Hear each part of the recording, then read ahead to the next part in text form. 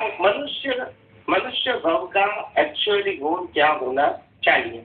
मनुष्य भव का गुण ऐसा होना चाहिए कि बार बार जन्म मरण नहीं लेना पड़े, ऐसे परमात्मा की खोज करनी पड़े।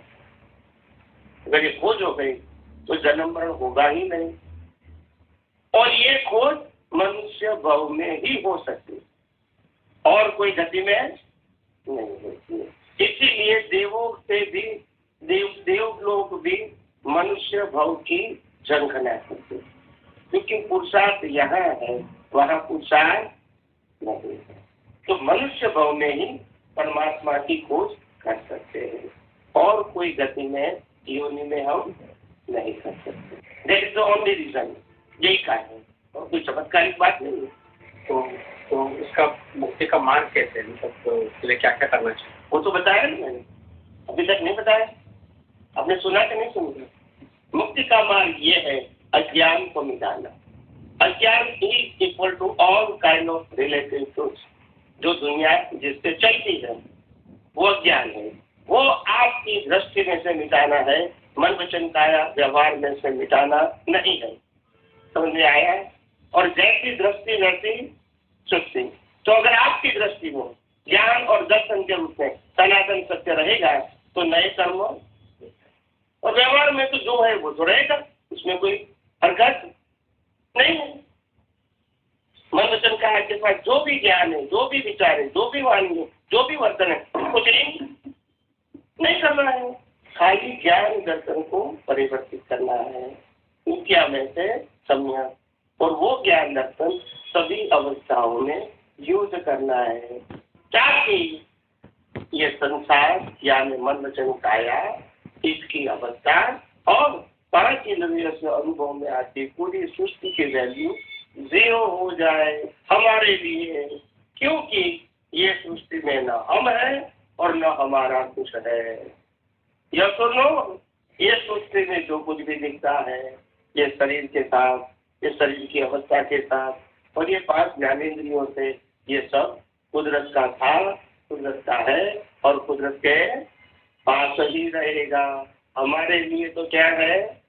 0। और जितना मालिकी करोगे दुनिया में इतना मार खाना पड़ेगा, क्योंकि मालिक कुदरत है और मालिक आप बनते हैं, तो फिर मार नहीं खाना पड़ेगा।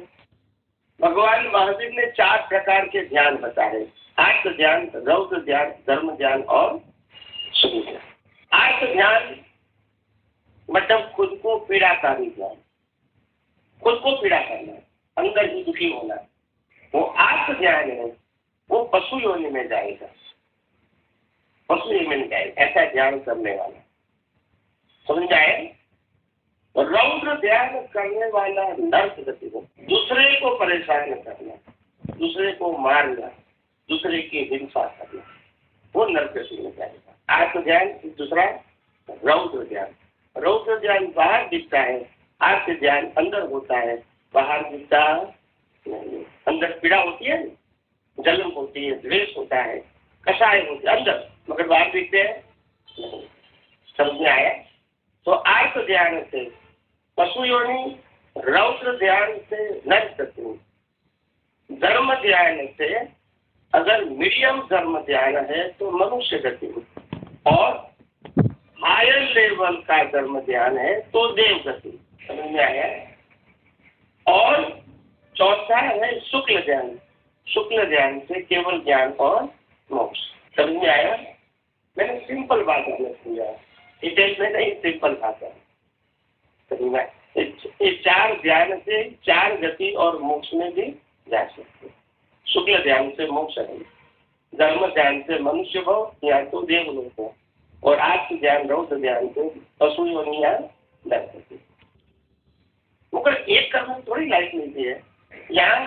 यहाँ उन्होंने यात्रा किया, 15 दिन की चलते यात्रा किया, भक्तिभाव किया, पुण्य बनाया, और घर जाके मारा-मारी करेगा तो फिर क्या होगा? तो पाप भी बनेगा। तो ये एक कर्म में थोड़ी गति होती है। ये तो मैंने आपको एग्जाम्पल दिया। पूरा लाइफ का जो कर्म का बंच है उसके आधार से आपकी गति डिसाइड होती है, कोई एक ट्रांजेक्शन से नहीं। पंच और कर्म फिर कुदरत डिसाइड करते हैं कानून के अनुसार कि उसका रिवर क्या होना चाहिए।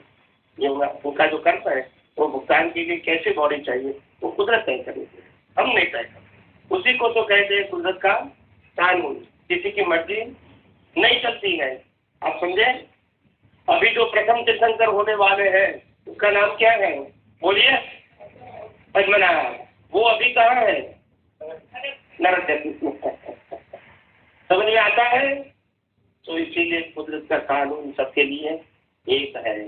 अगर गलती किया है तो जाना ही पड़ेगा, भले ही आप तीर्थंकर बनने वाले हो, नेक्स्ट बच्चों, मगर कर्म किया है तो भुगतान करना पड़ेगा। कुदरत के कानून में किसी की मोनोपोली नहीं चलती है। समझ में आ गया? इतना सटीक कानून है और इसीलिए कुदरत के कानून के ऊपर संपूर्ण भरोसा है। कोई देवी देवताओं के ऊपर रखो या ना, कुदरत के कानून के ऊपर रखो। और ये भी बताऊंगा, देवी देवता भी कुदरती कानून के अंदर है, बाहर ये पूरी सृष्टि का कंट्रोल है। देव लोग, नरक लोग, मध्य लोग, पशु लोग, सबका कंट्रोल कौन है? कुदरत का कानून।